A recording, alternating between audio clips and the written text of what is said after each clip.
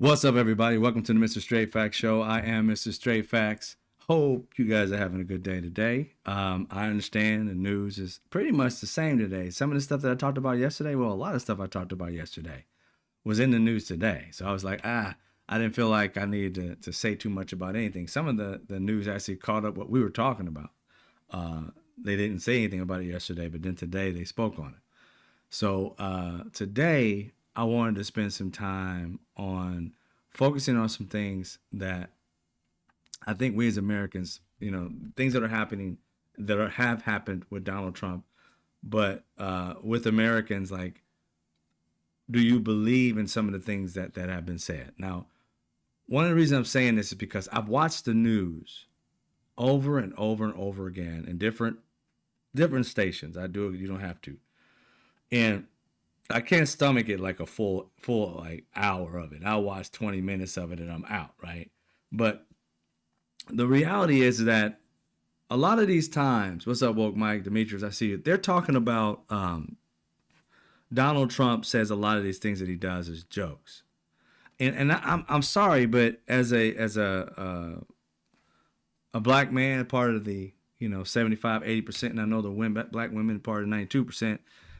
We don't play games with our lives like that, right? So when I heard another person say, and this when he actually said it the first time, I can't understand if this is a joke that white people get that people of color don't get. I mean, I don't think so, but I've heard it too many times where they think this man is joking when he says some of the most egregious shit. I mean, people who say they aren't, liberal or Republican, they're supposed to be like not even independent. They're just like, they don't want you to know who they are, like broadcasters and stuff like that, journalists. And when Donald Trump said that he wanted to purchase Greenland or whatever it was, Greenland, I believe, there were people just on the news making it seem like it was a joke, like like he was just being funny, and that's just how Trump is. And I'm like, what the fuck are you talking about? This man is not a comedian. There's nothing funny about Donald Trump other than the fact that he takes himself seriously and he's orange. But the things he says, he ends up doing. And I don't get how they don't realize they say he says something just to get that shock factor, like what are they going to do, what they're going to say. And then they kind of normalize it. Then he goes and does it because you've already normalized the psycho shit. And then they say he's transparent because he just told you he was psycho. And I'm like, I don't care if he told you he was psycho. He's psycho. I don't care. Oh, he was transparent, the most transparent president. How? Just because he told you he was going to rob you before he robbed you? Does that make him less of a crook? I mean, it just gave you a warning before he took your money. It doesn't make any sense to me. And I had to ask some people today, I'm like, how do you see a joke in that? Him wanting to take Greenland. It's just too crazy that you thought it was a funny thing. You never saw him laugh. You never heard him say anything about it being a joke. But somehow you interpreted it as a joke. Where'd that come from? How'd you desensitize yourself from a crazy man saying some crazy shit and you turn it into a ha-ha? I don't get that shit at all. What's in your brain to not take it seriously? Because when black people told you to warn you of Donald Trump, a lot of these people acted like we was talking out the side of our fucking neck. And then here he is doing exactly what the fuck we said. Some of the things that Donald Trump's doing now, when he was running for president, a lot of people walked off as a joke. How is it a fucking joke? He never laughed. You're the one turning it into a joke because you're so nervous that he's going to do it that you think like, it can't be true. Then this shit happens. So what drives me kind of crazy is people would tell black people, people of color, they're pulling some kind of race card when they tell you what we see. And then we see it before you see it. And then all of a sudden when you start to see it, nobody could have recognized this. I'm like, you was already told this. There was a group of people who recognized it because their ancestors have told them what white people would do their entire fucking lives. We just got to figure out which white people they are, good ones or the bad ones. we find out. So we knew what Donald Trump was going to do. It is the rest of America that's coming around like, oh shit. So when's that credit going to come? I don't need no pat on the back, but when are we going to say, oh, black people know what they're talking about, and let's just follow what the fuck they're saying right now. Because obviously our radar is the fuck off. You can't tell me that black women were over here screaming. Even Kamala Harris told you exactly what this man was going to do. Send people into the states. The military is going to be on your soil. It's hyperbole. Sheila's talking about. It's all that drama the Democrats say. 100% true. Now what?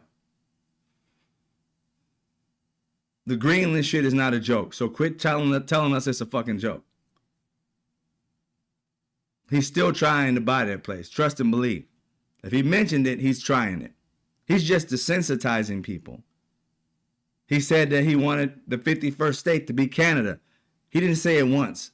He said many a times. And each time he was serious. One time he said something to the effect, when like something like they'll come around to it eventually type of thing. Not a joke. So please, media, quit turning this man into a comedian. Take him fucking seriously and act accordingly. Which means if you see something, say something. What he just said, get prepared.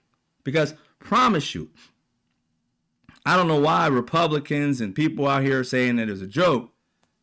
This man said that, Canada's ears perked up. And Canada starts saying, oh, fuck that. They didn't take it as a joke. They took it as serious. Greenland took it as serious. America, for some reason, they played this shit off. This is the same man that caused the insurrection. They got the Babbitt woman shot and killed because she was feeling herself until she felt heaven or something call her. She felt that hot bullet in her throat. She thought she had her chest filled up with like, I'm going to take back my country. She took back nothing.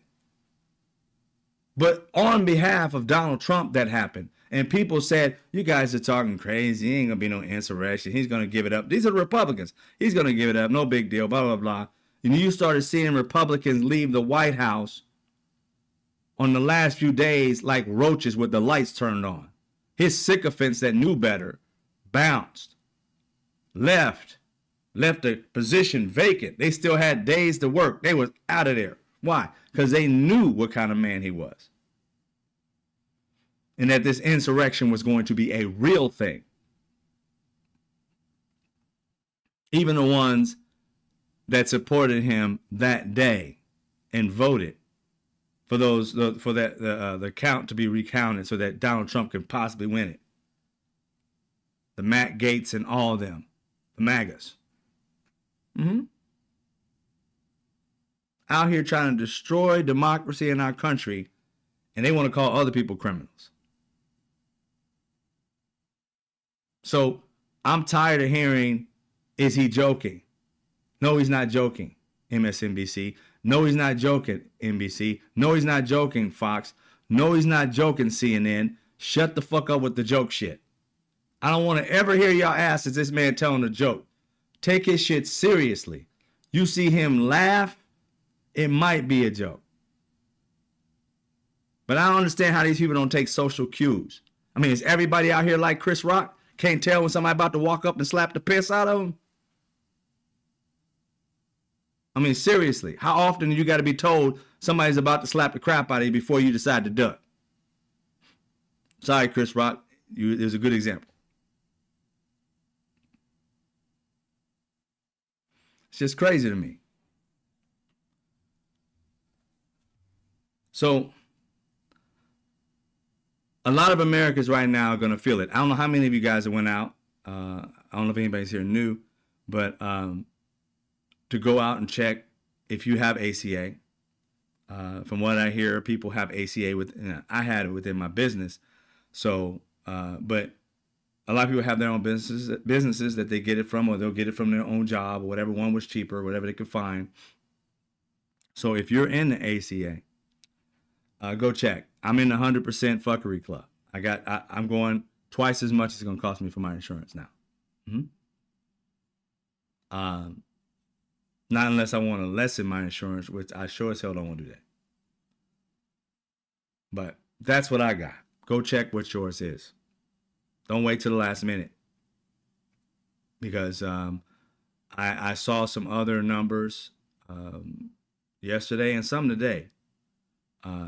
Some people are going to be paying $31,000 a year. Divide that by 12 months. What the hell is that?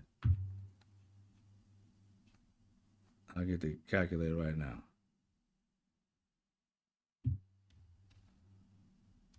$31,000 a year for a two-person family. I mean, what the hell's wrong with y'all? Y'all sick as hell, be $2,583 a month.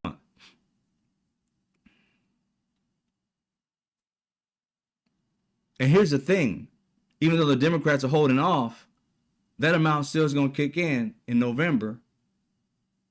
I guess that's the cutoff date. So even if they did keep this going until whenever, you still be paying that amount for your health care because you get locked in for a year.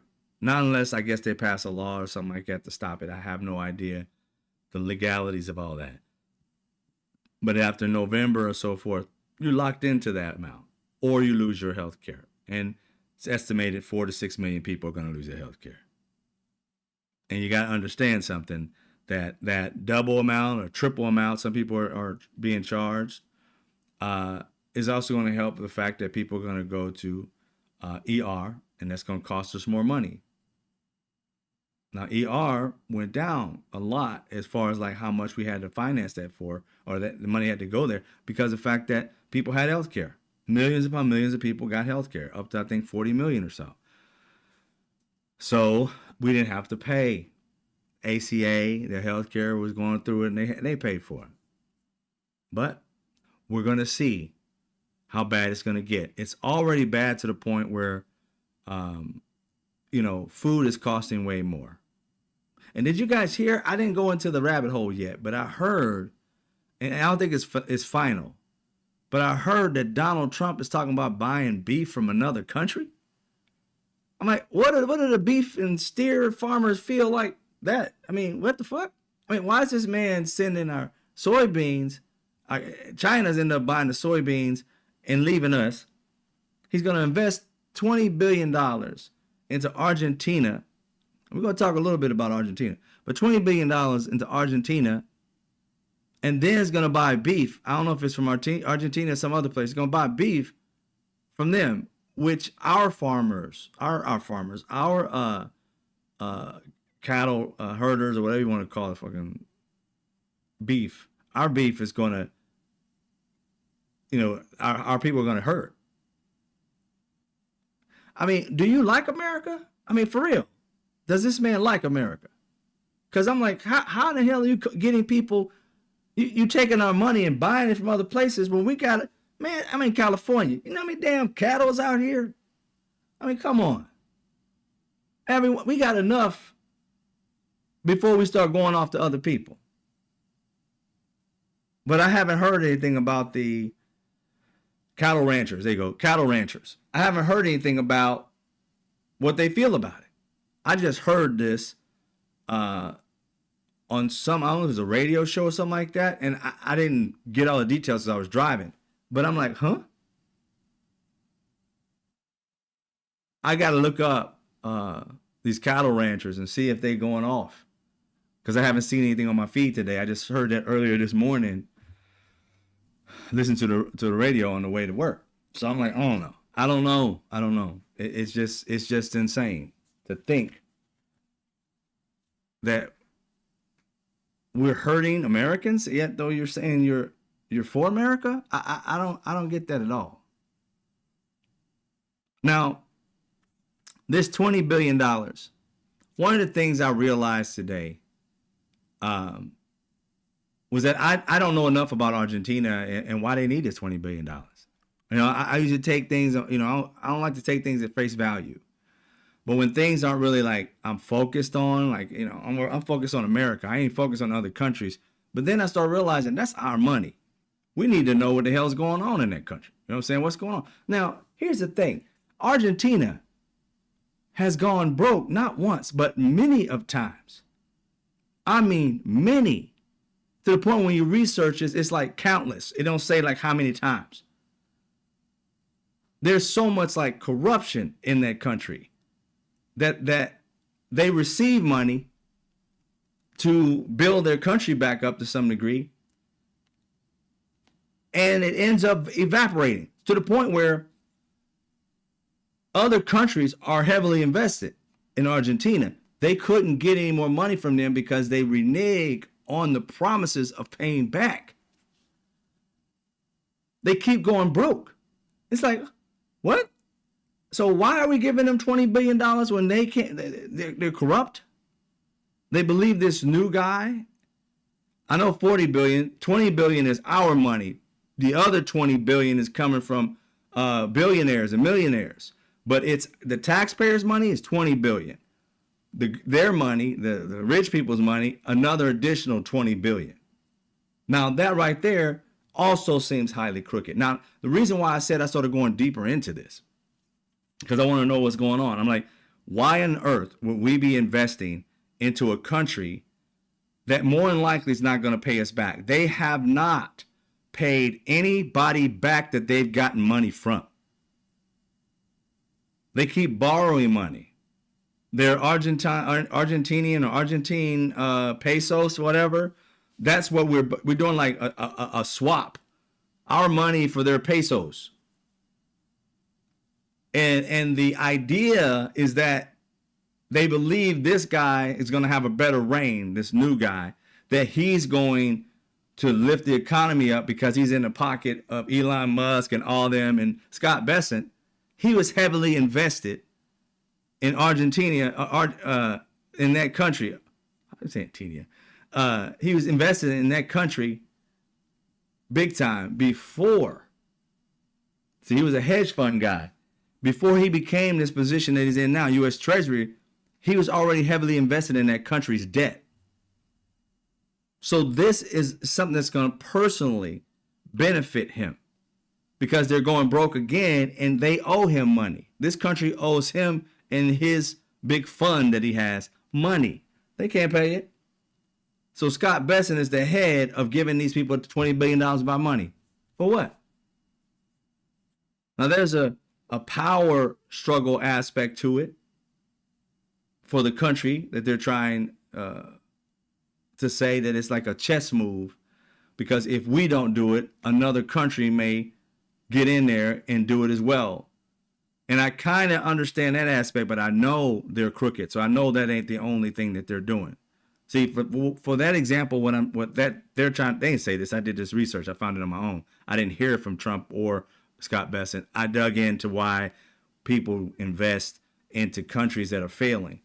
And it's usually a power grab, meaning that other countries may jump in and help this country, like China, for instance. And then that makes that country, them beholden to that country. So we have less power throughout the United States. See, we are very focused on, gaining power all over the place, right? We're very like, look at me, look at me, look at me, look who we are, right? So going over there, this aspect of it, going over there and giving them money to lift their economy, hopefully if they do it right, they haven't done it in many, many, many leaders for decades. If they're going to somehow do it, then America becomes a person that saves them. We're the savior, and they owe us, and they're beholden to us. Well, and then they also have get the exact acronym. I think it's the IMF.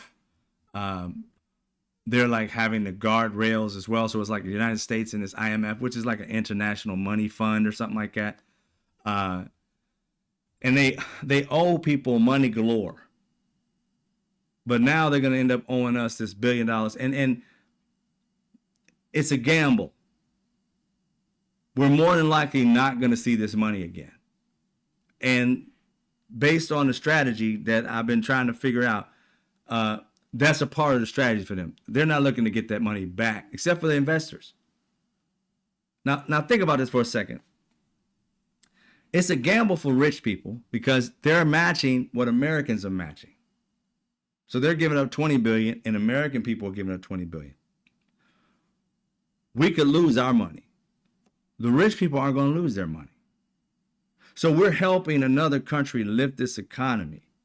What do we get from it, America? I thought this was supposed to be a transparent presidency, is what he said there, MAGA.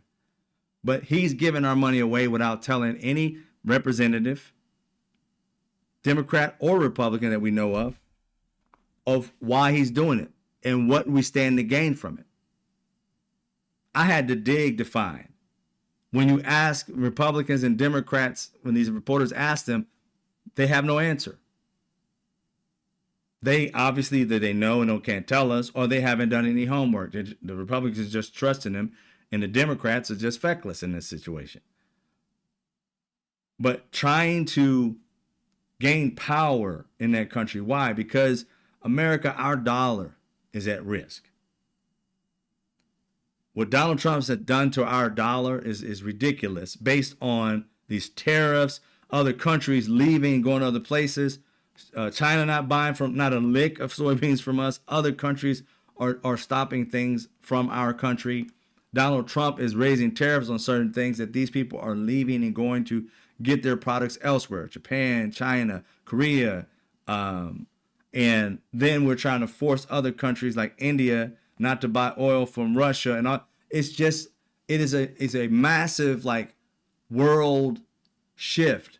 Everybody's feeling this wrath of Donald Trump. And I think I think he loves it. But the problem is that we're the beneficiaries of the hate. These countries do not like. And they understand that Americans are different than Donald Trump. But when it comes down to the global scale aspect, they really can't separate us from him. If they want to hurt him, they're going to have to hurt us. And they don't want to get bullied by him forever. So what did China has to do? Go get shit from other places until Donald Trump opens his fucking head and well, he ain't gonna never do that. But them thinking like open his mind up and said, hey, you're killing the American people and you're killing the dollar. So what happens is that all these other countries have been for decades, BRICS and other financial aspects, even the BRICS financial system, when they help out like Africa or they help out another country, which this is what I think they're worried about. Had China helped out Argentina, I keep on saying the name wrong. But anyway, if he helps out this country, right? Argentina, good night. If you start helping out Argentina, then they might force them to go BRICS instead of going down. So that's what they've been doing in all these countries that they've been helping, Africa and so forth. We got to exchange with the BRICS, not their dollar, but the BRICS currency. So we're out there trying to save the American dollar because Donald Trump fucked up our dollar. He's fucked up everything. So he's out there trying to be savior so that he can protect the dollar. Because again, I've told many times, go look it up.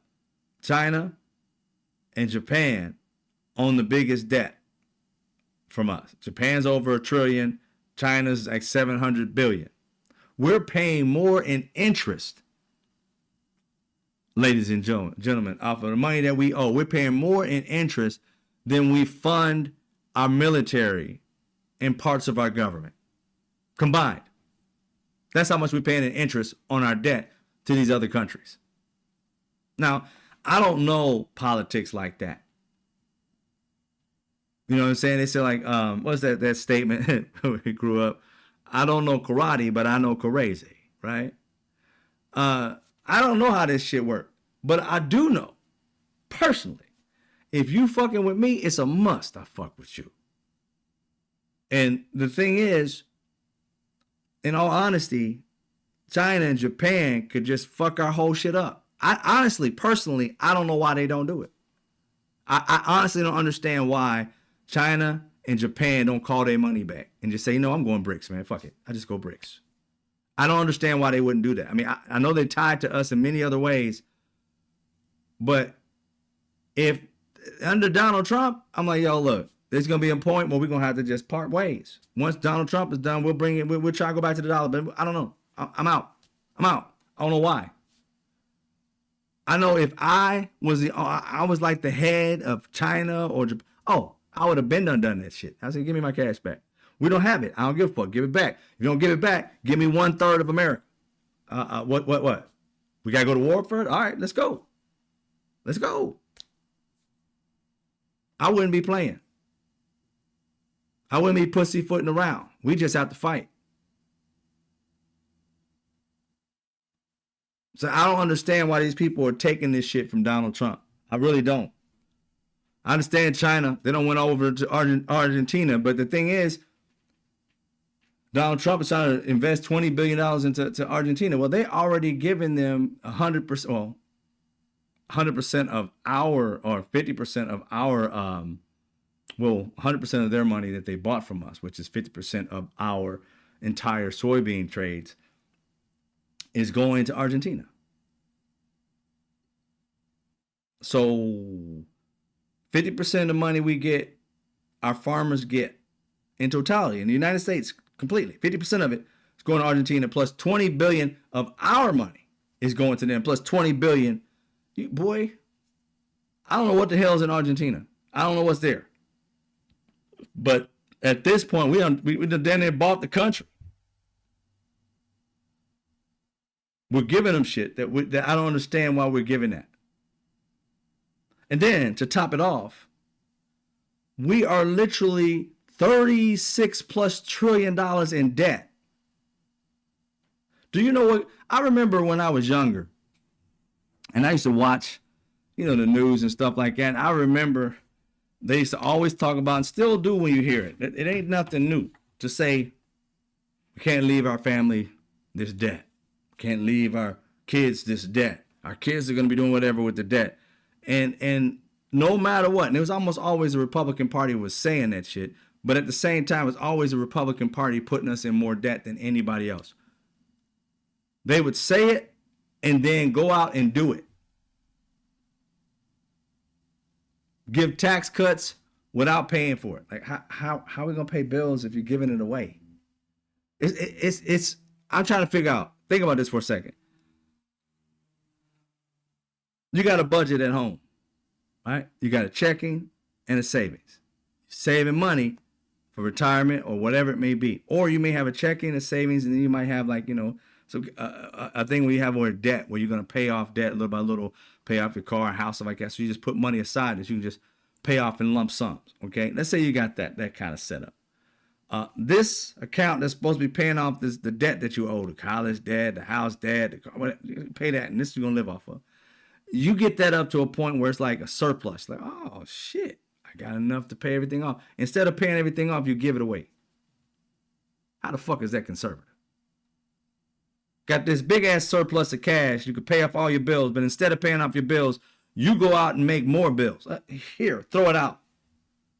I'm like, the fuck is that? Better put that money toward the bills. Pay off the bills. No, that's the conservatives take that money and give it away. And that's conservative. For the promise that doesn't have any regulations, because they don't like regulations. A promise that money is going to come back into the economy if you just give it away. And then Americans, for a quick $300 or whatever it is, $1,200, whatever you got in your family, end up getting $10,000 or $12,000 for that amount of money. Which, if you're getting back $10,000, whatever, from tax breaks and stuff like that, then you don't need that money. You got more than enough. You're getting that kind of money back. That $10,000 is something you just buy every other week with something. If you're getting $10,000 back, so you know that it's insignificant. But you want it because you're greedy. I want that money. I want that money. I want that money. I want that money. Get that money. And then you realize taking that money, every time Republicans give it to you, it's never coming back. You go and spend it. Goes into the economy. It goes to them. They already then took their money and put it somewhere else. So our economy, it starts to shrink economically. And we're sitting here like, wonder why we're in debt, because we keep getting this money back for no fucking reason. How about we spend that money on the actual debt and bring it down? Had we kept doing that, instead of allowing Republicans to call something conservative and it really be like overspending, it's not conservative at all, it's reckless, and they get pissed off with programs that are to help people actually go from zero to hero, to help people who are down below with no money at all, no food, help them live and then raise their families, which is productive because their kids go to school. We got more people coming to the country that are getting smarter and smarter and smarter. Nope. We don't have a priority to make our kids smarter, government-wise. They're trying to dumb them down. Department of Education, trying to get rid of that. If not, they're gutting it. In the schools, trying to throw every Christianity into the schools instead of actual education into the schools. Stripping education and not even throwing like real Christianity. They throwing that white nationalist Christianity bullshit in there. Jesus is too woke.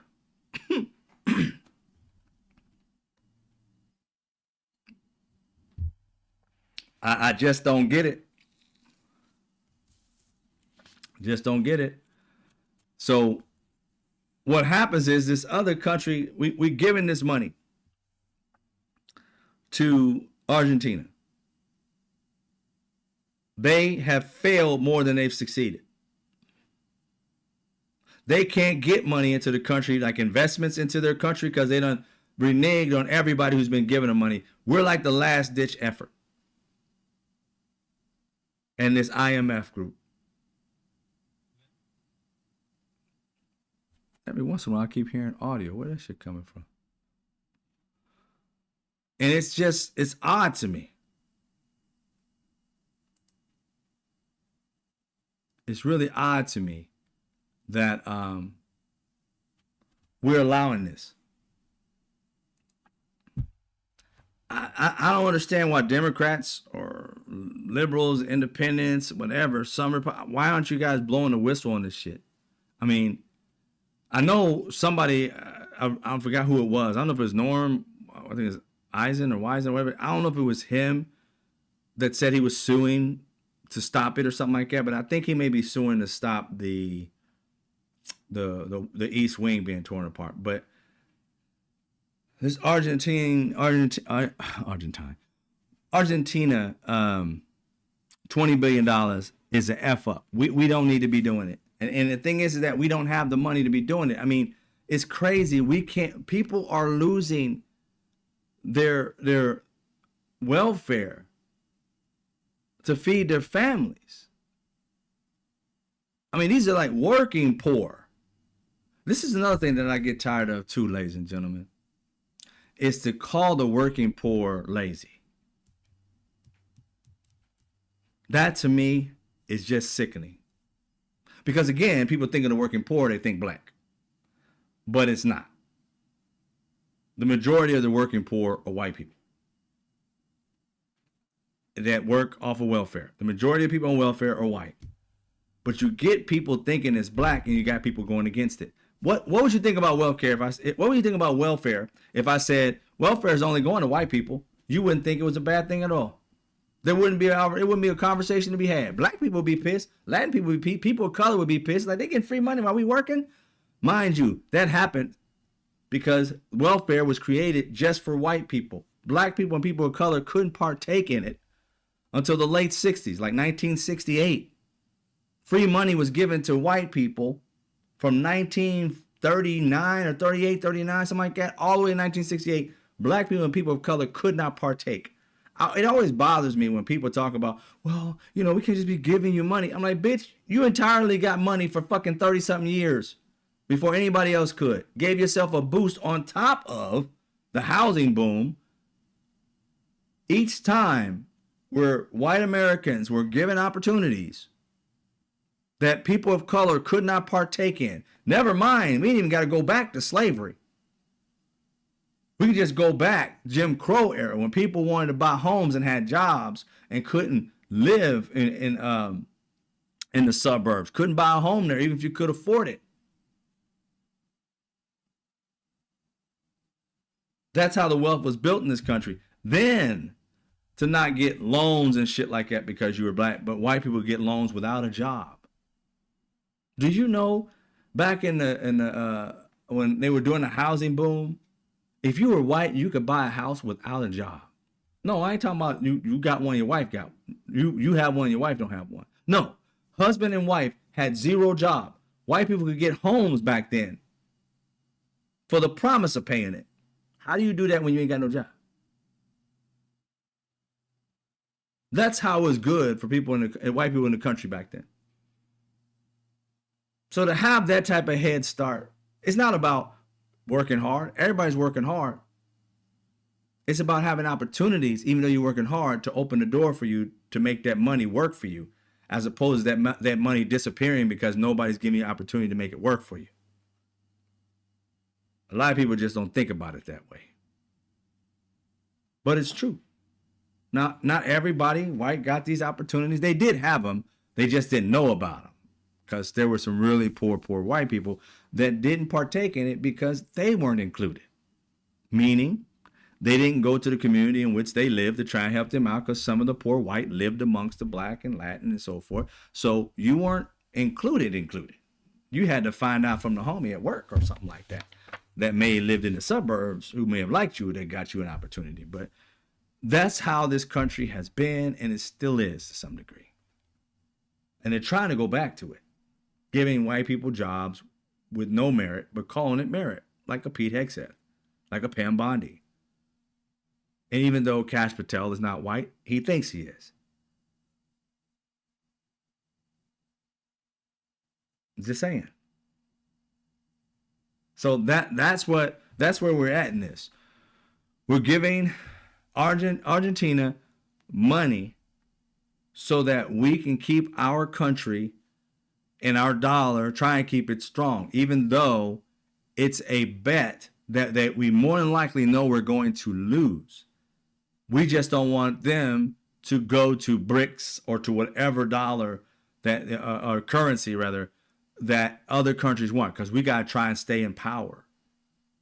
Because if China and its group of people in the BRICS start taking over and giving money to people and saying we only going to deal in BRICS, not US dollar, we're fucked.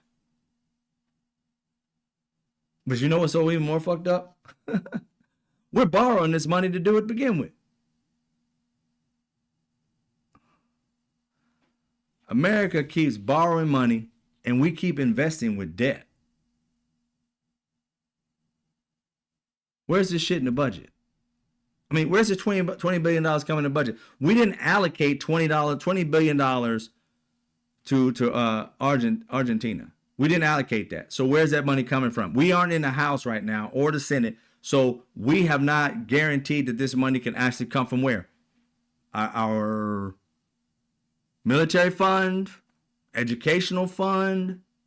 Where's this shit coming from? We did not have it to give. We're talking about our budgets. We're over budget every time. And now we're getting $20 billion bills. Donald Trump wants to sue the country, sue the DOJ. Our money wants to take 230 something million out of our pockets. I thought he's supposed to be helping the American people. It seems like this man knows a lot about withdrawals, but don't know shit about deposits. I'm just saying, where's the money coming from? Americans are sitting here like, wait a minute, all my shit's about to go up. Things were already high under Biden and was coming down, and people weren't feeling it. But if you looked at the numbers, you would know it was coming down. And you don't really feel it until the numbers start, probably about a good 6 months or so after the numbers start coming down. That's when you start to feel it, 6 to 8 months later. When you saw these numbers going down, Americans should know by looking at society and living as long as we've lived, that once the numbers come down, it's not immediate. The shit happens 6 to 8 months later. You should have gave the next president an opportunity, seeing as how it was going down. Then the trend is, so are the prices. It follows. But no, we got this prick in. He fucked up everything. Why do we need to add tariffs? We were doing good. And this man keeps on talking about, oh, we got a surplus of billions and hundreds of billions of dollars. I guarantee you that surplus he's talking about is the money we're lending to Argentina. Because see, this money isn't allocated to anything. It's a tariff that he created that was going regularly to where tariffs would normally go, but he's got an excess of it now. So where's the money coming from? I guarantee you it's from that tariff.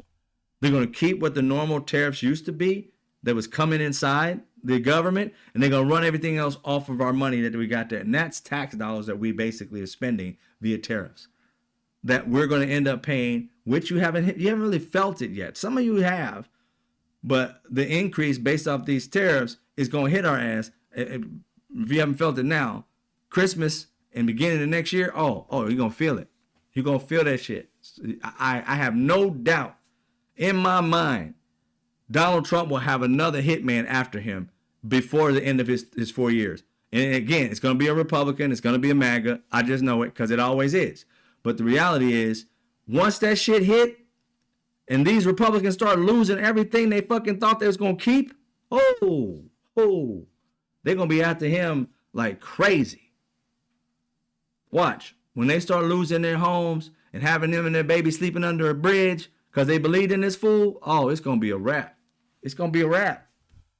They're talking about hang Mike Pence. They're going to take the whole crew out. Watch. Mark my words. I said it here. If Donald Trump don't pull this plane the fuck up and crashes our economy, it's going to be a hell. He's going to have hell to pay.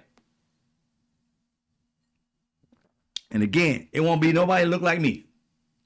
It ain't going to be nobody look like y'all because you guys are not MAGA. I promise you, it's going to be a MAGA that lost everything listening to his ass. They crazy as it is. When they find out this man has been grifting them and they have that epiphany that, you mean tell me I don't gave this man a total of, and they look at their bank, $137,000 buying his shoes, buying this, buying that, because he said that I was going to have this new world, going to get new jobs, and he's going to bring back industries, and there's no industry, there's no new jobs, and I'm broke, and we about to go live on the street, and I'm 50, I can't start back over, nobody wants to hire me. Yeah. The weapons that he done amassed over his life, he going to do something if he ain't going to take out himself. He's going to do something because MAGA does that shit. That is what they do. They do that the best. Nobody on the planet does it like MAGA when it comes to self-unaliving and trying to take somebody else out because they believe that somebody done treaded on them. Trust and believe. That's what they do best. And I have no doubt. There's been two already. Two MAGA that tried to take him out. And then other MAGAs took out, Charlie Kirk and other ones. Yeah, watch. I promise you it's going to happen. It's going to happen. You're going to think I'm prophetic. This man must know Jesus. No, I just know stats. I know how shit works. If you look at patterns, logic, when people go, when we had to wear a mask during COVID, we saw a faction of white people losing their damn mind, tearing up stores, slapping people. I was like, what the hell? You just said mask, lady? Slapping people. One lady, I don't know if y'all remember seeing this, threw a tantrum in the middle of the store. They was telling her to get out without a mask. This chick laid down on the ground and started throwing a tantrum like a little kid. I was like, wow. Over a mask, lady? A mask. Don't tread on me. That ain't in black people. You ain't catching a black man or woman getting on the ground for nobody. You're going to have to throw me down there.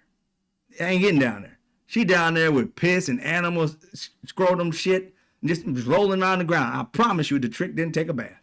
I promise you she didn't take a bath. She went home and ate with those little dirty, grubby hands and whole body, everything. Just sat around, cooked her food with the same, the shit she fell on the floor and got up and ate with her mouth. I promise, ate with her hands that she put on the ground. I promise you that. She was dirty before she got down there. You know it's true. That type of group of people, those are the ones to watch out for.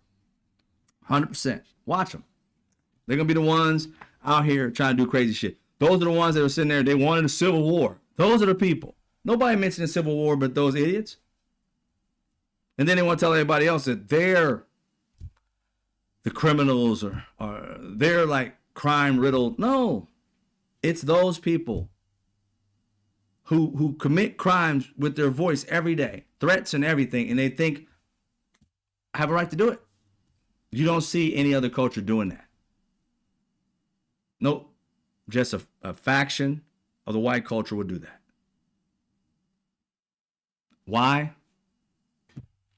I don't know. I'm not a scientist, but I do have eyes and ears. And in my entire 54 years, being raised by a black parent, you don't get on the ground. Every black parent know that. Not every black person know that. Your parent, boy, throw a tantrum, see what happens. Your ass will be in that store. You go in on Friday, you will be there on Thursday the next week. Mom ain't picking your ass up. She bouncing. Have your ass crying, asking for mama, snot in the nose and everything. Mama, everywhere. The store be closed. You sitting there. She ain't having it. Dad ain't having it. So you know that ain't a black thing. You know for damn sure that ain't a black thing. You ain't getting up. If you do, black parent had no problem beating your ass in the store. Everybody watching. Want to buy tickets? Want to buy tickets? I'm about to duplex this bitch. You want to see it? Shit. Keep it real. Keep it 100%. So those are the people that are going to end up doing it. Trust and believe. They haven't gotten there yet. But when they lose everything, and if this thing continues to go through, the Democrats keep holding off like they do, do you think it's going to hurt just Democrats and independents? No. Republicans more than likely get paid more in professional positions than people who aren't Republican, right? Mostly white men get paid more no matter what party they're in than anybody else. When they start losing this money, it ain't going to be funny at all. And I know they're going to blame it on each other. Democrat, Republic, whatever. But as it continues down that path, and this fool keeps buying $230 million ballroom with a bunch of gold in it, how many of you MAGA are going to be in that thing? Oh, he's going to have some rallies, don't get me wrong. But you're going to have to pay a hefty penny to go in there. You're going to have to pay $1 million a plate. If not, $2 to $3 million a plate. And the only time you're going to get in is you're going to be serving food up in that bitch. I'm telling you. You just gave, but then think about this. Who wants that crap after he's gone? Who wants to go into that? The next Democrat or whomever needs to tear that bitch down. I would tear it down and build an outhouse. Just a regular ass outhouse. And put his name on the toilet. Call it the Trumper. Just go take a dumper in the Trumper. Have his whole face. It'll be gold plated. It won't be real gold. Just be gold plated. Be fake gold plated. Put it on display. Put it in glass. And you have to pay to go in there and take a dump in it. Just saying. I'm petty like that sometimes. Anyway. So, after watching the news today, and I just started realizing something again, like, I always want to try and have solutions to some things. And I get fed up with these people, and then I get to my solution mode. And one of the things I realized by looking it up, because like I said, we're in debt, $36 trillion. And this goes out to Democrats and Republicans too, I guess, if you got a level head, but just say the political sphere altogether. Let me just look you guys in the eye. If you get to see this, if you might get to see this, how do you think we're going to ever pay down this $36 trillion? I may be out of focus because I can't get too close with the camera, but how do you think we're going to pay this $36 trillion? If you can't stop spending, overspending on crazy shit, like a ballroom, it's all gold. Oh, he said he didn't spend no money on it. That's why he's trying to charge $230 million to the DOJ so he can pay for the same price, huh? $230 million for the ballroom. But it's over 250 now. But he's suing for $230 million. What do you think he's going to do? He's going to take that $230 million because he's going to try and force them to give it to him. He's going to give it to whomever they building this property. And on top of that, he's going to break off a good 20, 30 million off of it because he ain't going to pay everybody what they're supposed to be paid. He just never has and never will. It's just weird how he's suing for the same amount of money that it cost to build this building. And it's tripped out how none of them has caught this shit. I don't watch news. And all they keep talking about the 230 million to build it, 230 million. They said 230 million to build it. They've been saying he's tearing it down as a hallmark, and also like we said yesterday. And they've been saying 230 million about him suing the DOJ. 230 million. And he's saying that he can do it himself because he can pay himself for all this shit like that. It is the exact same amount. 230 for that ballroom. He's trying to sue the DOJ for 230 million. Exact same. Because he gets to keep the other 230 million that the billionaires are giving to him if he gets the government to pay for it. Dude, like they always say, follow the money. Donald Trump puts it out there. It takes these fools forever to figure out what he's doing. Been around for 10 years. They still can't figure out. Why do these numbers match? Media. Why does the exact numbers match? He's suing for 230. That building costs 230. He said billionaires are giving him the money. Then why the fuck does he need 230 million, the exact cost to pay off that? I mean, how many of you got to be investigative? You got to be Inspector Caruso, Inspector Gadget to figure this shit the fuck out? Why do these numbers match?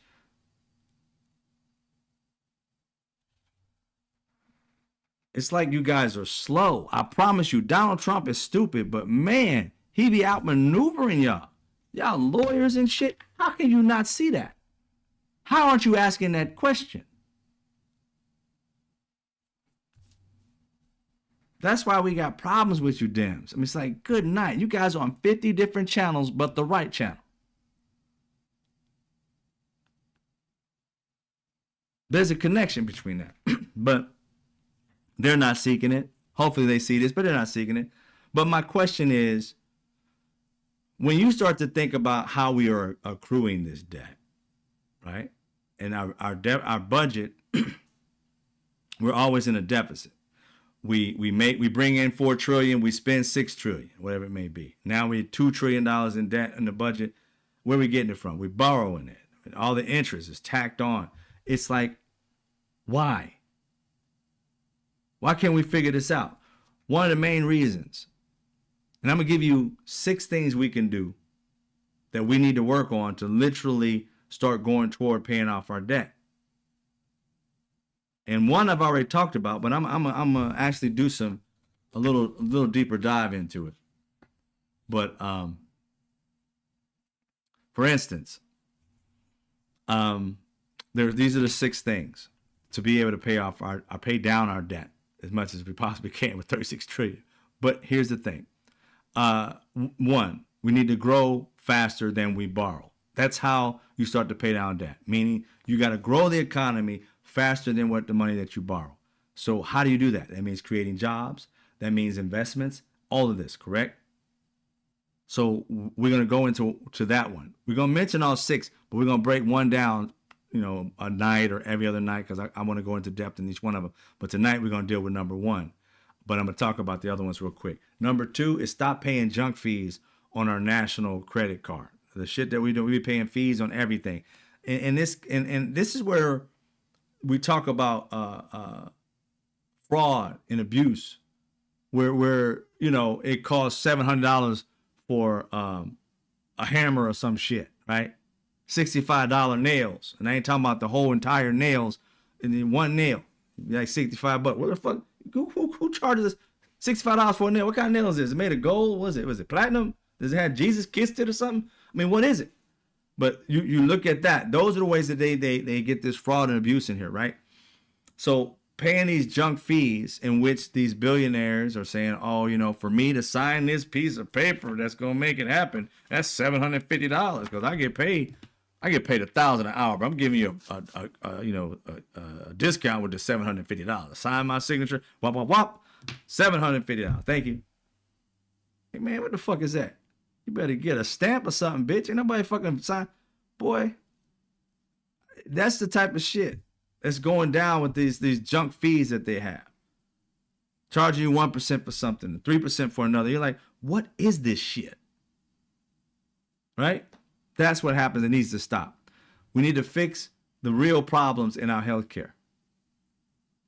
We need to fix that. Because again, we're going to talk about that more too, but there's many things to do with that as well. 4, protect Social Security without punishing workers. We all know, and I don't even know how. I know what happened. Greedy politicians happened. But our Social Security should have never, ever, ever been in our particular budget, because it's not something that we're supposed to spend or to borrow from. It was supposed to be, and still is supposed to be, basically a gigantic savings account where Americans put money in and Americans can take money out at a certain age, whatever it may be. Retirement, boom, the money's always there. Think about this for a hot second. If I put money into an account and I work 50 years, 50 years I've been paying into a system, why would that money be missing? That money should have earned interest and should be way higher than what I put in there for. Correct? You know they get interest off of it. And even if they told you, you ain't gonna get no interest off of it. Still, over 50 something years of putting that money in there every week, every 2 weeks. Hello. There would be a shit ton of money in there for citizens that they wouldn't have to worry. So why are we talking about the Social Security like it was supposed to be a part of our budget? It's not. It's supposed to be a savings account. Politicians, because they didn't want people to see, Americans to see how much they were in debt from the deficit, that they were trillions and trillions of dollars over the deficit. So they looked at our Social Security and saw that it was a huge amount of money in it. And these bitches started taking money from us. Throwing in fucking pieces of paper saying IOU. Here we go, IOU, IOU. And look back, the bank account's filled with a bunch of fucking IOUs. That money was never meant to be touched. Then they keep telling everybody, well, we got to get rid of Social Security. No, fuck that. We got to get rid of you, you greedy bastards. You shouldn't have ever touched our money. You need to figure out a way to pay it the fuck back, because these people should not be talking about getting rid of a plan that was never meant to be a part of the budget. It was meant to be a savings account for everybody, because we went through the stock thing in 1929 and so forth, that we wanted to make sure that our older people would be taken care of, and we didn't need necessarily welfare for older people. They got a savings account that they paid these taxes into every month that wasn't supposed to be fucking touched. And you touched it, you greedy bastards. And now you're trying to tell people, oh, well, we got to cut back on something. Man, fuck you. We need to put back on something. The Americans need their money back. You need to figure that shit the fuck out, talking about getting rid of something. That's our money you owe us. Americans should be able to sue the government for taking our fucking money. It was never meant for you to take. So I don't understand how Americans can't sue you for that. Whomever started it. That money needs to be put back. That money needs to be added on to the deficit in which you owe back. Not the deficit, but the debt that you owe back to us. We didn't spend that money. We didn't give you permission to spend our money. You went behind our backs to do it. That was not the promise you gave to Americans when you told them to have a Social Security safety net. Why aren't we talking about that? Just saying. Now, The next one, number 5, close the loopholes before raising taxes. These rich people, we need to get rid of the loopholes. They need to pay their fucking fair share. Point blank, period. No argument to be had. There are fewer of them and more of us. Why the fuck we're capitulating to them, I don't understand. I don't give a fuck what PAC pays you. We put you in place.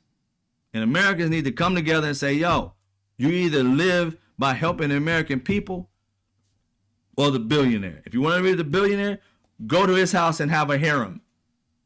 Have fun. But get the fuck out of the White House, out of the fucking Congress and the Senate. We don't need you there if all you did was come to blow the billionaires.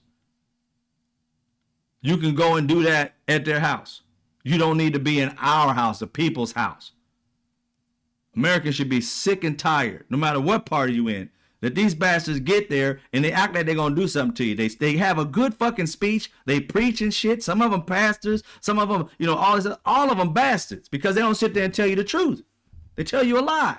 They keep on talking this shit, but never really, it's all smooth talking snake oil salesman shit.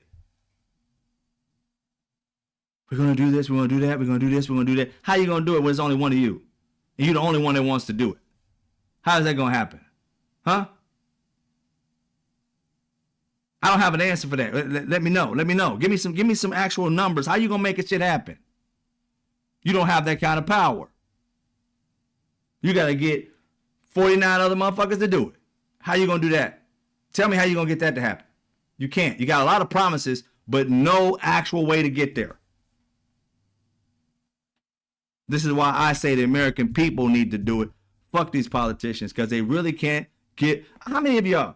They always tell you they got promises, but they never come through. And then when they do come through, it's like 1/1/5 of what the fuck they said they was gonna give you. But we'll do better next time. No, you won't. You feel like you've already succeeded because you already done did it, but it still ain't there yet.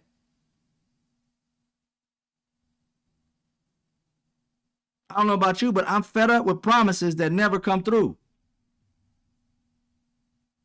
I don't need to be lied to feel good. Tell me the fucking truth. Tell the truth. What is it? You guys want to get in power, but lie to us to get there. And once you get there, you're not responsible. You come back to talk to the people every once in a while.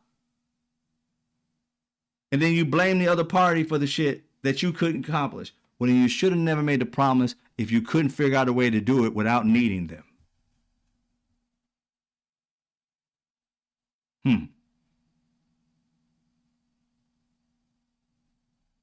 That's what I do.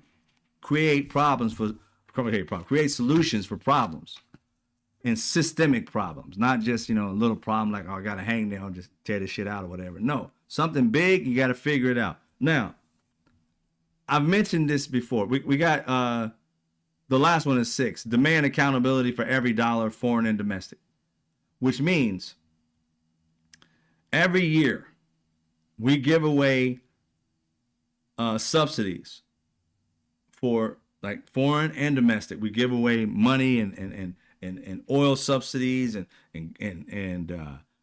all kind of resources that we give subsidies to these companies in the hopes that they're going to create new businesses. And most of the time, we all know, we can probably all say it together, most of the time they buy back stocks, right? They don't build anything new. And if they do, they use the employees that they have, and therefore, instead of creating a new entity for what they need and end up hiring 1,000 people, they get 800 some people they already work for, give them an additional job to do. Therefore, it doesn't create any jobs. And the 200 jobs they have as daily hires, so they don't get a full-time gig. But if they do, it's part-time. It's full-time for like 6 months until they get their particular thing done on contract. Boom, then you're gone. We really didn't create any jobs where people can buy a home and Lord knows, get a pension. That shit's gone. Or get some kind of, equity in something to be able to have a life, right? No, they figured out the game and they do it every time. And it drives me nuts that Republicans and Democrats and American citizens all see it, but we keep going in that same loop like it's going to change. Why would it change? It's been working for them. This top-down shit never worked. The only thing that's ever worked is bottom-up. So when Republicans say, oh, top-down, it's never going to work. But these fools keep going for it. Now, I say bottom up, but if we're going to do this thing with the government, now I want you guys to understand something that you may or may not know. That the billionaires in this country receive, I want to get the exact number. Give me a second. And the exact number means it's still, even the exact number is an estimate. I believe it's close to 300 billion, like $240 billion a year. This is an estimate now. It's in that ballpark. That and it's more than that, to be honest. It's 240 billion estimate, like federal and state corporate subsidies, right? So let's leave it at that, 240 instead of the 300, 240. Now, with 240 billion, you have to understand something. These are corporations getting these funds. Huge corporations, which they're getting our tax dollars to make them even more rich, like Elon Musk getting or allotting himself $400 million to turn his little ugly ass trucks, his cyber trucks, into, bulletproof vehicles. Again, people love these trucks, the MAGAs and all that. I just got something for you. The thing falls apart. Okay, falls apart. Side rips off. Top of the thing, just pull it off. It's like glued on and shit. Elmer's glue type shit. $100,000 for this vehicle. All right. It's got a tow package. If you can go online and see it right now, hook it up to anything to pull something that's like a truck or whatever. It says it can do a lot of pounds. Dude, the young kid was like loving it, was testing it out, having a good time. When he put it on a truck on the back of it, started pulling the truck, the whole bottom half broke off. And you can see underneath of it, most of it's plastic underneath. You just spent $137,000 on this vehicle or more, and the bottom of it and the back of it is plastic, not metal, plastic.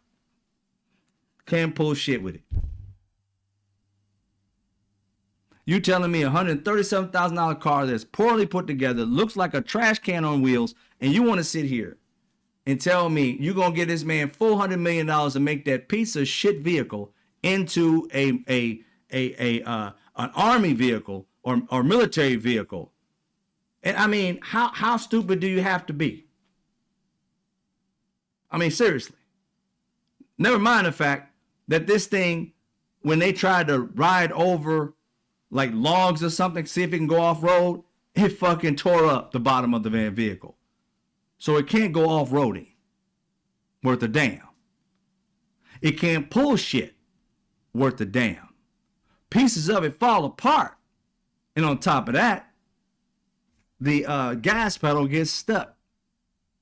Supposedly they fixed that, but there's always going to be something else. So here it is, a $137,000 vehicle is a piece of shit vehicle that falls apart and can't pull shit. But you want to make that militarized. So what? So your son or daughter can be in a trap? I mean, seriously. If this thing falls apart when it tries to pull something, what's going to happen when it runs over an IUD or when it runs over is it IED? What is it going to happen? Boom! This thing will turn into dust. Car will go up, dust come back down. Not only that, that may be an exaggeration, but it's an electric vehicle. What you gonna do with that in Iraq if you was having a war in Iraq? You gonna hook it up to a tree? You gonna stop down like, hold up. Time out. I gotta hook up my battery real quick. Hold on. I gotta find something to hook my battery up to in the middle of this cave.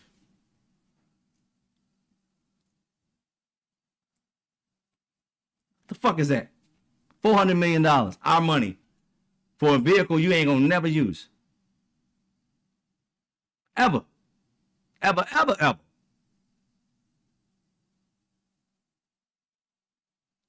Yep. So 240 billion. I have something where I pose. I pose something to the American people. I think if we did something different, Americans, outside of doing stuff on our own, which I have plans for that too, that we no longer need these billionaires, we can do it ourselves and start to get things from other countries and sell them little by little until we grow and We can make money off of it and therefore create wealth amongst ourselves. Americans and not billionaires. To hell with them. I'm done with them. I don't want nothing from them. But that's one thing, being able to do stuff economically amongst ourselves. But if we're going to get money from the government, these subsidies, $240 billion, they don't give them to small, medium size, or they don't give them to like new businesses, small businesses, or mid-sized businesses. Yeah, mid-sized businesses. They don't give them to them. Only these large corporations get them rather. Sometimes a mid one will get it if it's an overload in the same industry in a large, but a small and a new business won't get it. Gotta have so many years, 5 years, 6 years, 10 years of doing shit. All bullshit. Just it's a way of keeping rich people rich, saying that they can do that. And I guarantee you, no matter who, let's say Elon Musk, he didn't wait no 5-10 years before they start giving him money. He came into this country getting money. If you was rich, you can automatically start getting it. They just keep everything away from the poor, even though it's our money that's making them rich. It's done pissed me off, y'all. So I say, Wonder Brains, mount up and we start fixing this shit ourselves. Say, fuck them. We don't need them. They do a lot of shit that's trash. They a lot of smoke and mirrors. And that's all y'all. Republicans, Democrat, Independent, y'all talk a bunch of shit and you pull off a little bit of nothing except for ripping people off. That's the way I feel. Don't care what you feel about it. Now, if we took 25 to 40% of that $250 billion that they give to the rich people, large corporations, I was like, why are we giving them all the money when they ain't gonna do nothing? They got a track record of taking these subsidies and buying back stock. They just want to be richer and richer and richer while the poor get poorer. That's why we had this huge wealth gap, even more so than because of racism and sexism and all that. But because of economics and greed, it's gotten huge. This gap has gotten huge. Now, if the government really wants to pay down its debt, if the government really wants people to pull themselves up by their bootstraps and not rely on like government welfare that they call it, they really wanted that, right? Then they will allow the subsidies, not all of it, 25 to 40%. Let's compete with the billionaires real quick in a sense. 25 to 40% of that money of 240 billion, roughly anywhere between 60 to 96 billion of that money should go to small, but yet new businesses, small businesses, and mid-sized businesses.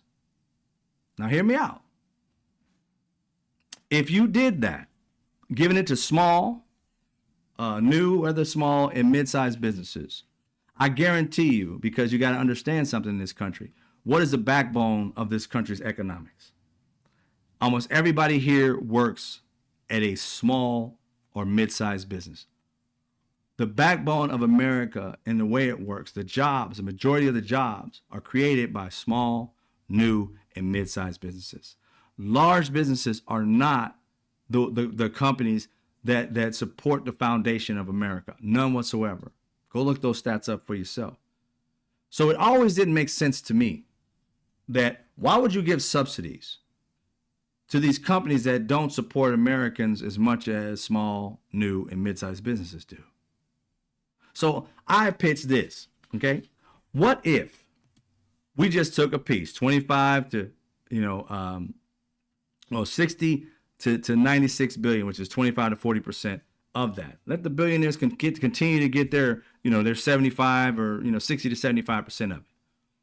With that amount for Americans to give it to new, it would first of all force people who are like, wait a minute, there's 60 billion or up to 96 billion for new businesses? Oh shit, for government situations? Of course. Why wouldn't you want to start your own business?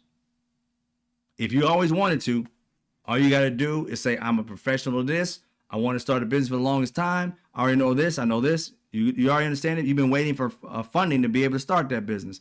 If the government could fund that, not with no damn, boy, I gotta let me just jump off this train real quick because I just thought of something that really pissed me off about our country. Just give me a hot second. I'll get back to this. Okay, you and me. Let's say we're not rich, right? This is how fucked up it's been for Americans who were poor or in small businesses or something of that nature. Do you know the government does help out small businesses, the SBA and the development program and all shit like that? You got to take courses and all this stuff like that. And you got to, go to this certain type of class and then you can possibly get qualified and then you can apply for what? A $50,000 loan. Oh my God. So Americans who are trying to start out and do something good and create jobs, you can get a $50,000 loan, which you have to pay back. And if you don't pay it back, you go broke and you may lose your home. Oh, wait a minute. A billionaire that can literally afford anything and don't need any money from the government can receive $10 million to build a property and don't ever have to pay it back. On top of that, have tax cuts for years. Can literally say you don't pay taxes at all for the next 5 years or 10 years because we gave you this money and you're supposed to create jobs. We don't want any kind of tax liability on you. And you're like, say what? You just gave him $10 million. No payback, no interest. And if you can't pay it back, you don't take nothing from him. You just chalk it up as, you tried. But the American citizens, every day working their ass off, can have to work a full-time job to run this business until they get the funding and then can go off on their own and more than likely grow like crazy because they are the ones that want to grow. Billionaires don't want to grow. They just want more money. They make their employees work 10 times harder and don't hire anybody and put the money in the bank. The small, the mid-size, and the new, they have to hire people because they can't do the job by themselves. So which one of these is a guaranteed job increase, a guaranteed full-time job, a guaranteed living wage job, a guaranteed position if you gave the money to this particular business? Now, I want you to think now. If I'm a small business, and let's say I'm a guru at writing programs, but I only have that much money, and I'm a small business, but I know what to do. I just don't have the funding. If the government gave you, it's okay, $50,000 investment, you don't have to pay it back. It's a subsidy. You just have to reach a certain KPI, key performance indicator. Within that first year, you got to get this, this, and this. And you already gave them your business plan. Why on earth wouldn't they allow that when they'll give it to a billionaire? And you are going to be the one who has to hire. It's a guaranteed that you're going to increase the economy. Why? Because you have to hire another person. You have to hire. If you're going to give, they're going to say, oh, well, we want you to be able to build these certain things up to about 1 million of them a month, but we're going to gracefully, take you each KPI.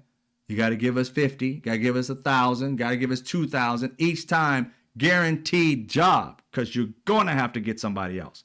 That means you're creating more jobs every month, every quarter, right? And they stick with you until you become a large corporation, which means if you end up making $500 million, whatever it is, or 500,000, however it is, a year or a month, then you no longer qualify for these subsidies. You just go back to the traditional subsidies that are 65% of this particular thing, anywhere between 60 to 75%, where the rich people are. You're up there now. You're no longer down here where the opportunities are. And we keep graduating people, taking them up and up and up and up. If you do that, we start to have a situation where we start creating industries in communities that don't have positions of any industry. We'll start creating more jobs. And I want you to understand something. What I'm just talking about, I'm going to give you a conservative amount. I'm going to give you like base, like where it would be at base wise, meaning like this is more traditional. And bold idea, like what would happen if we got a certain amount of this money. Now, we told you anywhere between 60 billion to 96 billion. And you'll round it up to 100 billion, okay? All right, we're going to give you this information that I did. All right. Now, conservative wise, the 60 billion, the smallest amount out of the 25% out of the 250 billion. 60 billion. Now, we're calculating out like how much that, if you understand, if I got a subsidy, it more or less is dealing with the fact that I'm saying, okay, I got to get these employees, and more like a living wage job is going to be, let's say, in this area, it's going to be $60,000 for a living wage job a year for this job. Now, we're talking about, when we talk about, I got to talk about recycle rate. When I talk about recycle rate is, we only have to do this, we're doing this 1 year with this company, right? Each year, every year, you're not going to turn into a $500 million or whatever a year company in this one cycle. And so that means like 1 year you keep going, but you'll be increasing.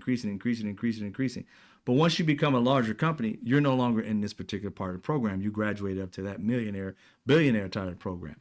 But as you're going through this process throughout the year, that one cycle with that 60 billion with $60,000 a year jobs would literally create $1 million jobs in a year, which is roughly 83,000 jobs a month. Okay. Which would put about 15 to $20 billion extra in our tax receipts. So paying 15 to $20 billion more in the taxes every year, right?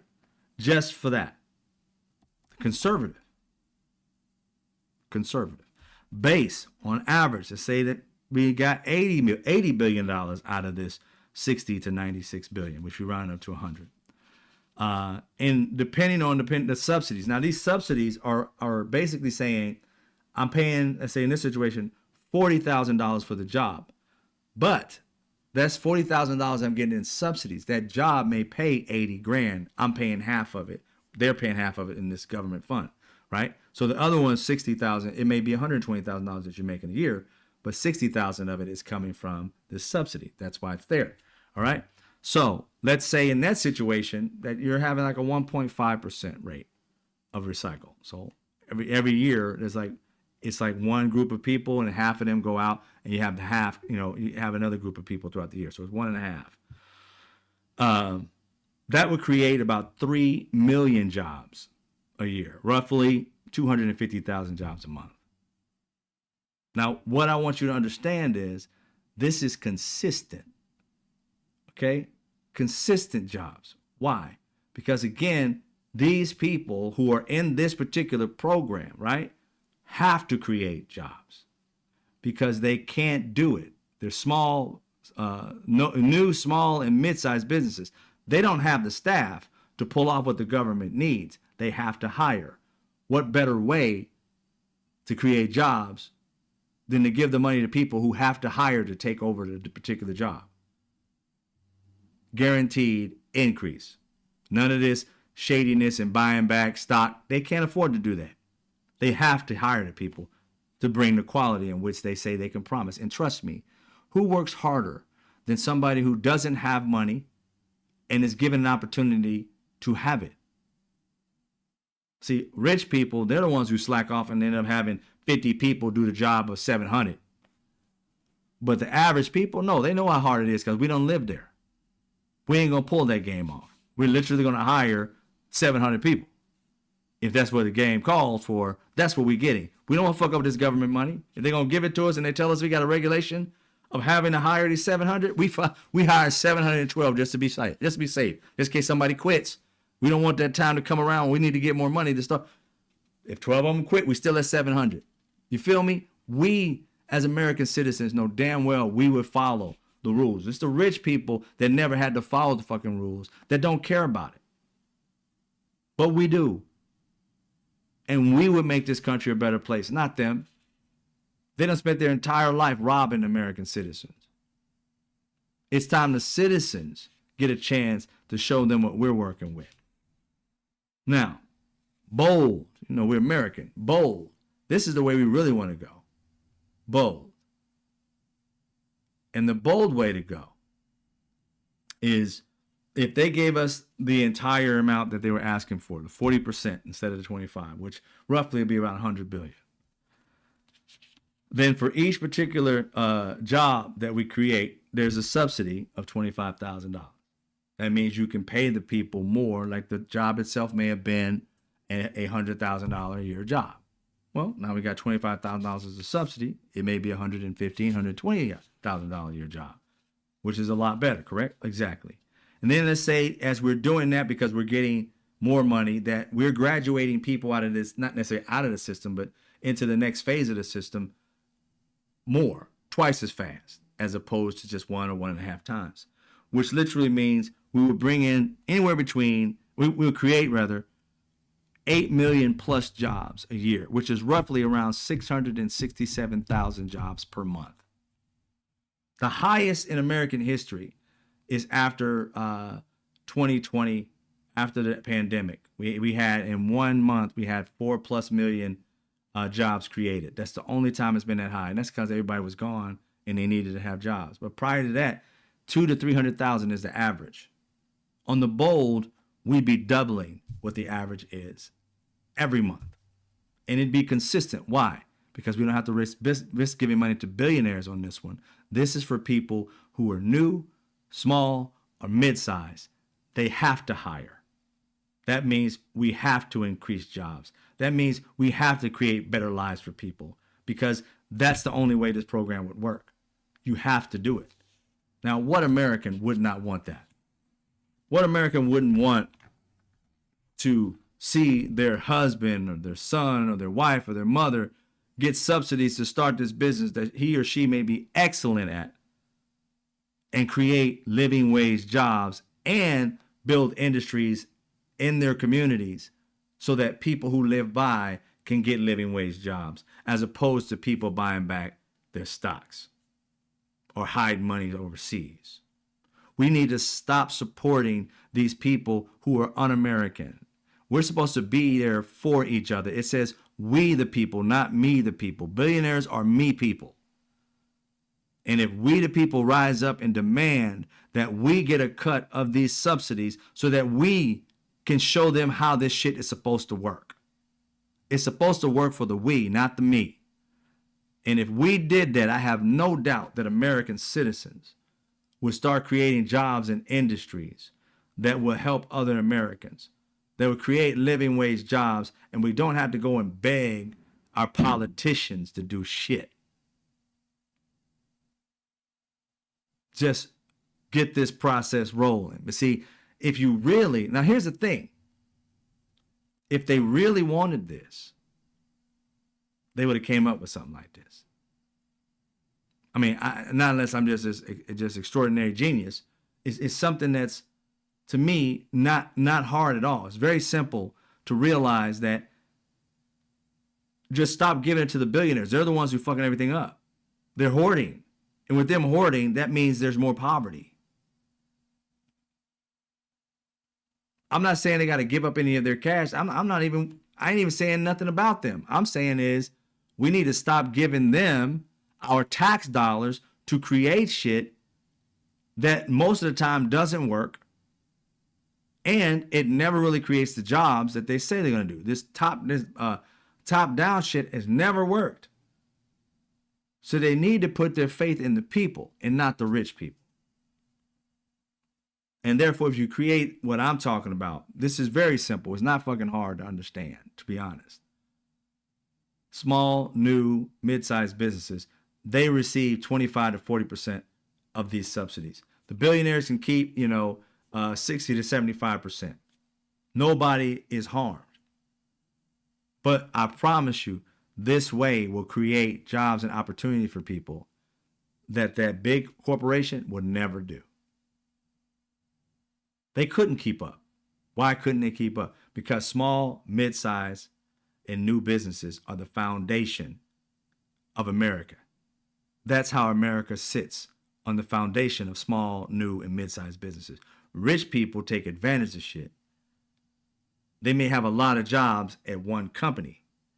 But when you talk about the vastness of America, the jobs and the foundation are small, mid, and new businesses. So why not invest in them government-wise? Stop giving these people loans that you got to pay back. They're the ones who create the jobs. Give them the subsidies. If anybody can pay shit back, it's the billionaire. So why aren't you giving the billionaires loans and the poor and the mid-size and not to say poor, but the new businesses and the mid-sized businesses, you know, why aren't you or small businesses, why aren't you giving them the subsidies that they don't have to pay back? To me, that makes more sense because it's a guarantee that they have to create more jobs. There's no ifs, ands, or buts about it. They can't do the job by themselves. They're too small. Give them the subsidies they have to hire. That automatically increases the jobs every month. Has to. Or they can get rid of their contract because they have to fulfill it. It makes more sense, y'all. It just makes more sense. Anyway, having for 40 years, the conversation we're having is less serious than ever.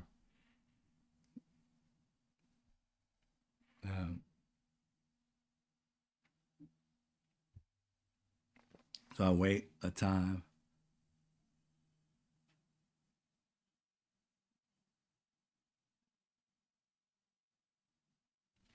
Lose some of your needs, so I'm obliged. Yeah. Ruben Planet Gen is 5 times more painful than nothing. Needs to help. I get oh, okay. You guys are talking about something else. Well, okay. A lot of people would have questions about it, but these particular processes is being able to lift our economy, and it's not about getting wealthy. It's about not living hand to mouth. You know, it's like you in this country, we are 60% of us, and this is the latest stat.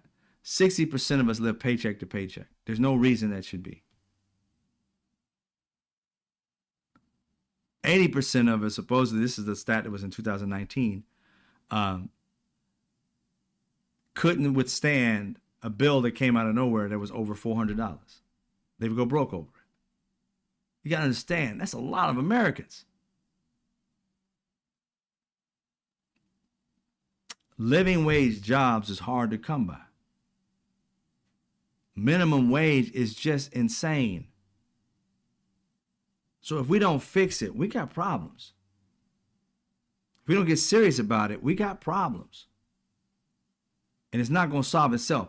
Our leaders, Senate, House, President, and all the other people who are Republican, Independent, and Democrats, they're not serious enough around this.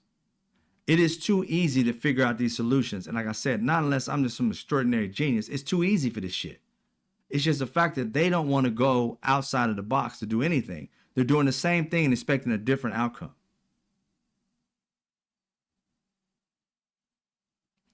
We're too beholden to the billionaire.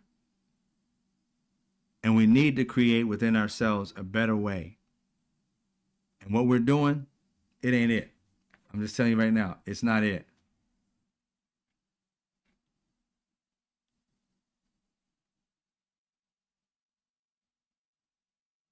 I can make my own booze if I need to. John Brown, he out here. He's a 2025 caveman. It's just like I'm out here doing everything. I got trees. I got this. I got that. I got my own car made out of dirt and mud. Shit. God, it's killing me. They get the money and they hoard that money. Yeah. Overseas to help them. We should help ourselves first. How can we help other countries when we can't fix our own problems here? Exactly, Vera. They're giving $20 billion to a system that keeps failing. This isn't the first time. Again, like I said, you got to go look them up. It's been multiple times that they've received money from other countries and never got anything, got their money back. They defaulted, and therefore people don't want to give them money anymore. More working class and middle class crowdfunding to help each other break the current funding paradigm. Exactly, Starch Manning. Exactly. And again, people understand the government money that I'm talking about, that's our money. That should be fostering us creating jobs for each other. It should not be that we have to just dig into our pockets even more. We already done gave, like I was saying here, 60 to 100 billion. We already done gave that up. That should be put back into the pockets of American citizens for business purposes to create jobs. Because if not, you're giving it this money. I'm gonna tell you right now, what I'm talking about right now, this money is going to be given away regardless. Every year, $240 billion is given away regardless via subsidies, but it goes to the wealthy. It doesn't go to us, the mid class or the rich. It doesn't go, I mean, the middle class or the poor. It doesn't go to us. It goes to them. And they're the ones who are paying, you know, some of you, because they're not only working for big corporations, but those are the ones that are paying these like really extraordinary jobs, $300,000 a year and so forth and so on. They're giving this money through the government to keep, to not pay back. We got to get out of this mindset. Either they stop, all of us stop getting money, or they break off a piece of that money for the American citizen to grow a business and create opportunities in their communities. And the reason why I say it's even better is because for this situation, like I went and visited years ago, my sister passed away and she was in Indiana, Maryville, Indiana. And I was there, Gary, Indiana, for part of the funeral. And I was sitting there talking to the man. He had to be like in his, I would say, late 60s at the time, who worked at the funeral home. And, you know, I tried to have a conversation with him. And I drove to the neighborhood. And it was during the daytime. It was cold outside, like November, December 2020, I believe. I was walking around, driving around the neighborhood, and I was seeing these kids outside. And they're supposed to be in school. And so I'm like, I said, is it a holiday? And it wasn't Christmas yet, but they weren't on holiday. So it wasn't actually around at Christmas time then. It was somewhere around there, but before Christmas, before they got out of school. It had to be in like November, maybe early November. But anyway, the kids were all hanging out. And I asked the guy, I said, what's up with these kids out here? He said, there ain't enough room for them. I said, what do you mean? They should be in school. He said, we got one school and it's far away. He was like, this used to be a bustling town when we had there was a steel industry there. When that left, the jobs went with it. So people living here, it looked like I ain't gonna say a third world country, but very similar. Roofs had holes in them, you know what I'm saying? Just huge holes in them. And I'm sitting there like, how are people living in that? It rains, and that day it snowed earlier. How do people live in that? They live on the first floor. It's like a 3-story house. The second floor is all water damaged. I'm like, dude, there's gotta be mold in this. People gotta be sick. It's rented out to them. Owner's a white guy. All these people in this community black. It will, if you've never seen anything like that, you never lived or anything like that, this shit would break your heart. You see these kids and everybody, they walk around as just regular. I'm like, in the United States, the industry's gone. So they got to drive far away for jobs and come back to this mess. With them giving away $240 billion to rich people to do whatever the fuck they want with it. And you can't give it as a subsidy for people to start an industry in states where there aren't any jobs. Cities where there aren't any jobs. Where there aren't any schools. I mean, that should never be. And so we shouldn't be, allowing these rich people to take our dollars. Our dollars are supposed to be helping us grow. Our communities grow. That's what these tax dollars are for. Each and every, even these subsidies are meant to grow the economy, to keep the economy healthy. How you keep it healthy when you're giving rich people the money and they don't have to follow through on shit?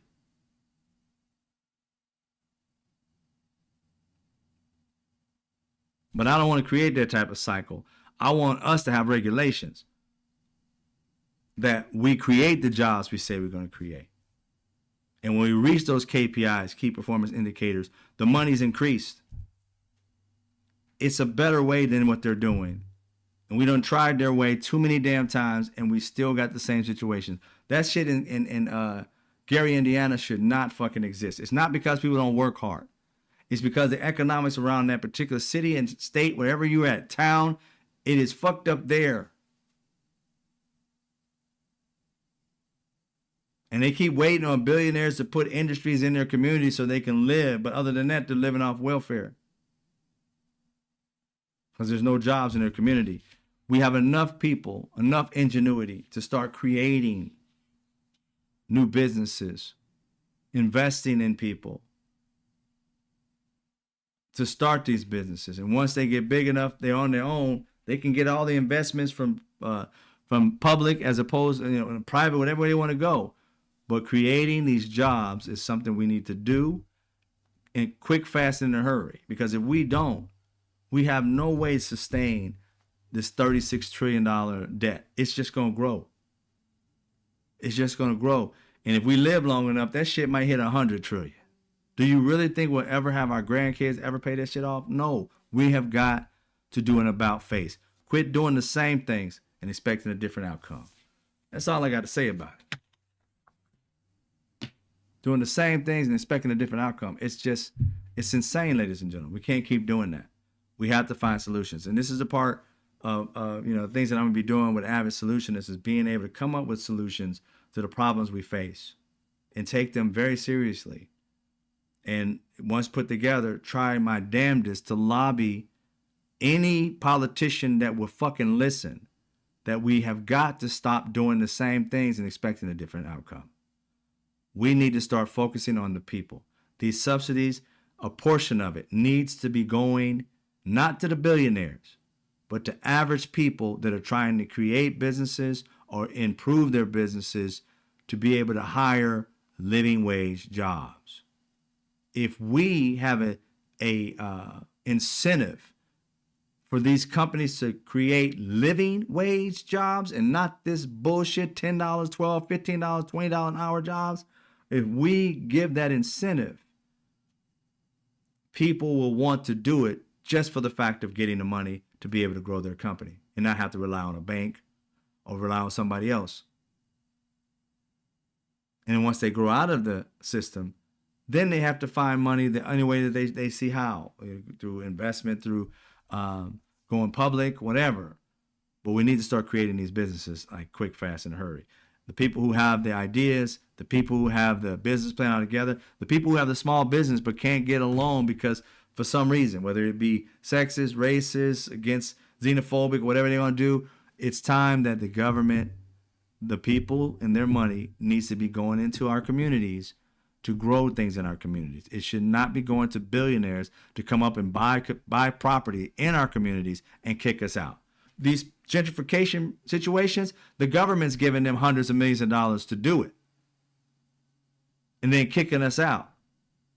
We got to make it so that we can start doing that to the communities that people live in. And if you live in a community that may have some impoverishment there, boarded up homes, then those monies need to be going into the community for you to start buying up homes and renting them out to whatever, homeless people and whatever it may be, and have that type of thing, being able to get people off the street, being able to create opportunities, create jobs, whatever.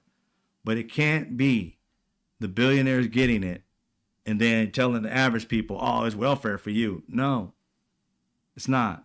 It's subsidies just like it is for rich people. It's welfare for them, but they don't ever want to call it that.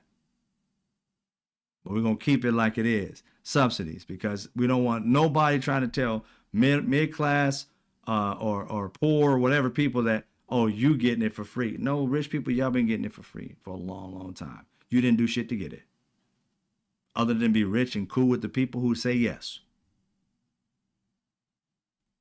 Point blank, period. And subsidies or tax breaks. I see you, Rude. But they do tax us. Yeah. Exactly. They need to stop getting it. I know, but here's the thing.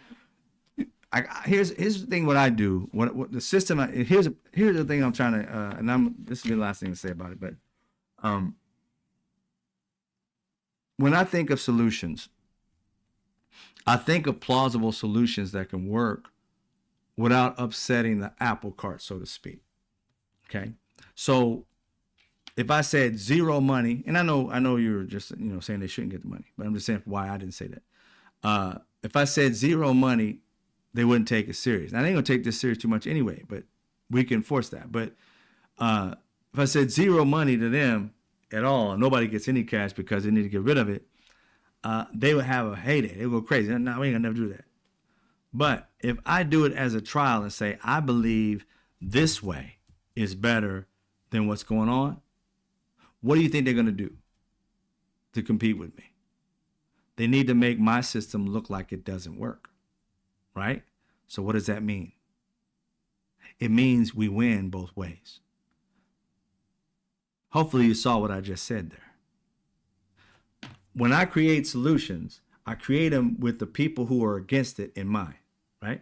So the billionaires are going to be against it because they're going to be like, oh no, I want all this money. I want this money. And nobody else get into this party but us rich people, right? Well, the government can make that decision, get into the door and say, oh, we don't want all of it. We just want 25 to 40%. They'll probably start us off as small if they did it, 25%. Okay. So we get into the door, that 25%. What is going to be their main goal? To destroy us. They don't want this to work. So how are they going to destroy us? That means they have to create more jobs doing it their way than our way. So if we're competing and we're getting 80,000 jobs a month on the conservative side, like 83, they have to beat that. So they're going to try and spend their money on jobs instead of buying back, their stock or sending money overseas. They have to compete with us. See, we're in a regulation thing. We have to spend the money this way. They're not. So they're going to have a choice. Let's go ahead and buy stock like we normally do. And then when it comes in with the numbers, we created 65,000 jobs this month. Ooh, great job. Great. They created 150,000 jobs this month. What? With 25% of it? What? How? Then you start to get them to like, wait a minute. How are they doing this? Right? Then they have to compete with us. And when they have to compete, the next month we create 100 and, say we be consistent, 154,000 jobs a month. How the fuck? They're going to be like, how is this happening? Maybe 1 or 2 cycles later, they're going to start realizing they're going to have to create more jobs than us to kind of defeat it. So they're going to have to create 200,000 jobs, which means the money that they get, they're going to have to pay to get jobs. So we're forcing them to do what they say they're going to do. So if we fail in this, we still win because we still have to force them to do what they're doing. It's called leverage. If we don't have any leverage, we can't win. Just asking and begging people for shit ain't the answer. We have to come out with something that's more effective. One thing I want you guys to understand, and to give you an example again, you probably haven't heard it before. If we don't have that leverage to force people to do certain things that they don't want to do, but showing them that there's a more effective way to do it, then we can't go anywhere. They're going to continue down the same path. Keep in mind, if you're my age or a little bit older, could be a little bit younger too, you'll notice the difference between Netflix and Best Buy. Not Best Buy, Blockbuster. Netflix and Blockbuster. See, the way shit's running now, with these billionaires getting all the money, they're Blockbuster. Because they're the ones doing it. They know exactly what they're doing, give money away, save their money, go buy a yacht, blah, blah, blah. Say we're going to create jobs and never have to do it. And they're never going to hold us accountable because there's no regulations. Then this little guy comes in. And this little guy is saying, all I need is that 25 to 40%. I'm hungry. Let's get it. And then they say, you're off. Pow. We flying. We off the chart. They still down here at start. What the fuck? What's going on? Why? Because you created a situation where a bigger situation, like a bigger corporation, they're stuck in their ways. It's been working for decades. They ain't going to change their ways for this little small fledgling company. That's how Blockbuster went away with the dinosaur. Because they wouldn't change the society. They were too big to fail in their minds. This little shit company, all they doing is sending CDs. And now what? I guarantee you Netflix had this vision before when they started their company, where they're going to take it to the next level. They already knew it. Smaller company can move faster. Larger company, too stuck in their ways. They stuck in the mud. They've been every year getting 25%, 50% return of investment. Don't fuck with the apple cart until it starts messing up. So they got 50. Oh, we got 50 last year. We got 55 this year. We got 35. Well, we doing better. We went a little bit down, whatever. They sticking in and they stay in the mud. Just saying, we up here floating because we don't have any prior history to get stuck in. We're trying anything and everything to make it work. Every type of industry, all that.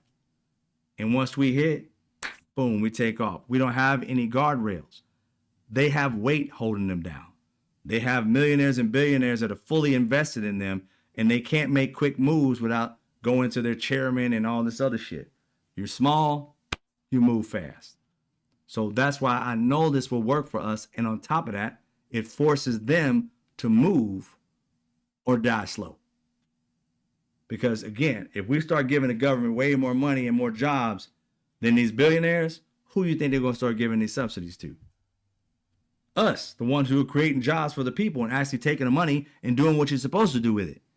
Improve the economy, create more wealth amongst people. We ain't talking about people becoming multiple millionaires, stuff like that. People becoming like having living wage jobs where you can retire, where your kids can buy a house and have the car and the American dream just by working hard and working at the company that's within the community that pays living wage jobs. That shit that we loved and we saw our parents were striving and told us they do and has disappeared. That's because billionaires have stolen it and putting it in banks all over the world. Instead of creating the jobs, if they had kept doing that, the American dream would still be alive. We have to pay attention to the strategies that they pull. They want to be rich no matter what. You got to look at the fact that when we were younger, there were very few billionaires in the world. And especially in the United States, very few. There's over 3,000 now. They were in the one digits when we were kids. Why did they become rich? Again, all this money being given to them to start businesses that we play with every day. So if the American people don't catch on and don't get your daughters and sons who have an education or whatever, and they're looking for something, they're just looking for a job, and they're good at art or they're good at math or science, they need to start thinking about starting businesses to create opportunities, not just for themselves, but for people in their communities. Living wage jobs. It may create wealth for them, but the biggest wealth of all is creating communities that can live and not have to worry. That can at least rent out a house, a nice house, if not buy it. They can have a nice car. They don't have to lease. The American dream is possible if all these people working their ass off are getting living wage jobs as opposed to crappy ones. I'm just saying, if you really want to help the country grow and become a better, more healthier, striving country, not striving, but thriving country, then you have to invest in the little people. And as they grow, so does everybody else. When you give it to rich, it doesn't grow. It doesn't go downward at all. It just keeps going up. And if you haven't learned that, you haven't been paying attention. All right. What we got here? What everybody talking about? The Animal Farm was another great book. Oh, you're talking about books. Who's in there? Every time I turn around and look at the conversation, I'm like, huh? It's all right, though. I understand. I love the fact that y'all converse with each other. So anyway, that was my message for today. We need to grow the economy. That's the first thing we need to do. We need to grow faster than we borrow. That way we can be able to start paying off this debt. Everybody talks about we need to try and pay off this debt. We don't want to leave it with our kids. Then we have to have solutions. And I just came up with one. Now we'll see where that goes. But I'll keep on doing it and talking about it and putting it out there and trying my best to show people, hey, look, there are solutions out there. It's whether the people want it or not. And do me a hot favor. Don't wait until the shit hits the fan, because then it's too late. You need to start seeing it now and working toward a solution now. Not 4 months from now, not 10 months from now. None of that. It's got to be absolutely now. Because if we don't do it, we're going to be in a lot of trouble. A world of hurt.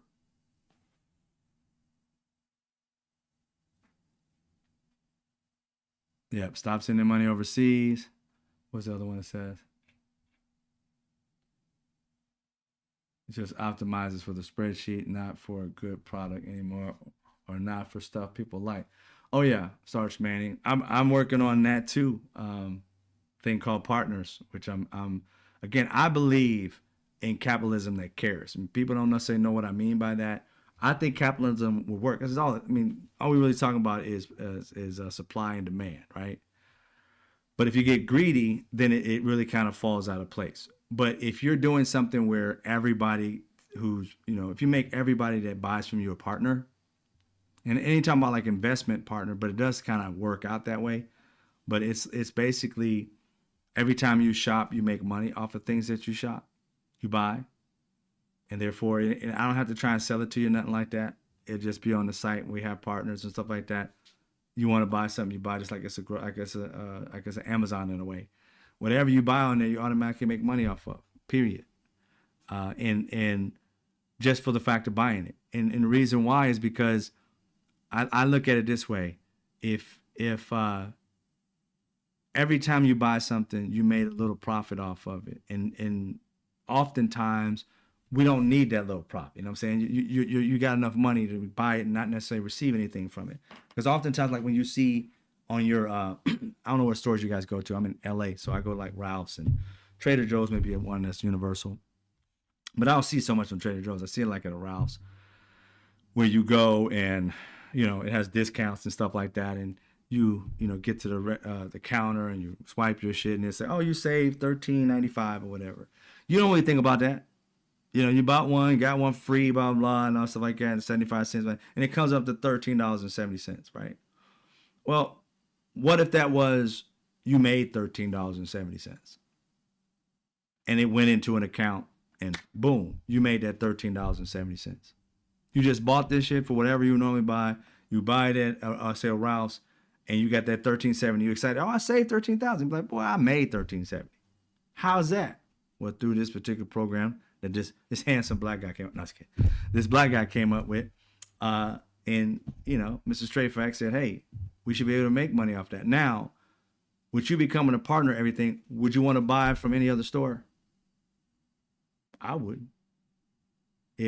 Not unless it was something that I didn't sell. I get it. But if it grew like an Amazon, why would you go back to Amazon when you can buy it and it costs $17? I just made $25 off of that, whatever. $150. I made $25 off it. Because they have the coupons, $25 off it. You buy $150 worth of stuff. Well, I would force other people to have to give you money every time you shop. Either that, or I would just outgrow them and nobody would buy from them again, correct? Again, helping people will make you more money than effing them over or lying to them. My thing is about being transparent. I would tell everybody exactly how much it cost me to buy it from wherever factory I got it, what the markup is, comparable to what's in the stores. This is what markup is on Amazon, Walmart, and all that. This is my markup. It's cheaper than everybody else's, but they got it for the same price or less than me. It's the exact same product, though. Can't mess with it. If you focus on the people, you can win every time. But you have to be focused on the people, I feel like. I'm going to show the world that you don't have to fuck people over, to get a better life. Simple as that. Good night, Vicky Walker.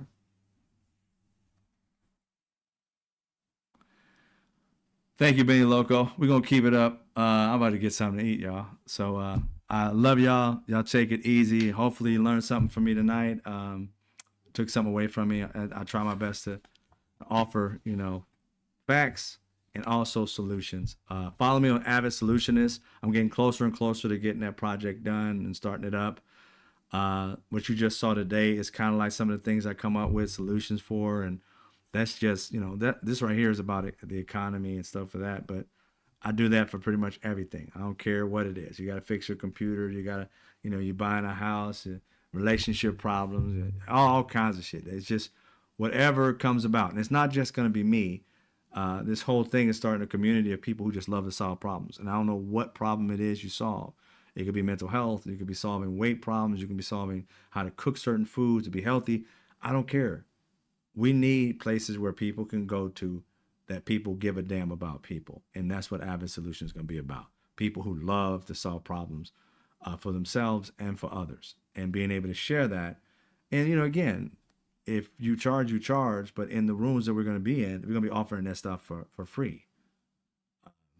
But if they want to go into more depth with you, of course, by any means, you guys hook up and help each other out personally, whichever way y'all do it. I don't have no say so in that. But I want to foster a place where people are helping each other. It's a we thing, and I really mean that shit. It's a we thing, not a me thing. And too often, a lot of us have felt alone, so we've tried our best to become this me thing that we don't get hurt by anything else. But I'm in the mood of, I don't care about that shit. I care about the we thing. We're going to be hurt no matter what on different areas. And when we have that we process, we're trying to solve even the problems of the people that we care about. And that should be more about what we're trying to do than tear shit apart. That's just how I feel. Thank you, Stephen, for the donation. I appreciate you. You guys have a great night. Good night, DJ. You have a good night. I appreciate you. I see you probably, well, I'll be in Texas on Friday, so I'll probably see you there if you're gonna be in that on TikTok that night. But other than that, ladies and gentlemen, much love to y'all. You guys have a great night. I'll see you tomorrow. What's tomorrow? Thursday. I will not be here Friday. I'll be on a plane. I'll be in Texas by then. Who knows? I might go live vertical. Who knows? I might do that because I think I arrive in Texas around 2 something Pacific. I don't know what time it was. 2 p.m. or something like that. 2 or 3. So I might go live just for fun, not to necessarily do anything. Just show you where I'm at, I guess, because it's my first time being in Texas. So we'll see. I want to try some of the. They say everything big in Texas. I just want to try some of the food. The barbecue. I gotta try the barbecue. No matter where I go, I gotta try the barbecue. All right, ladies and gentlemen. I'll see you guys tomorrow around the same time, closer to around 6 o'clock p.m. Pacific Standard Time. All right? You guys have a great night. Y'all be safe. I'll see you when I see you.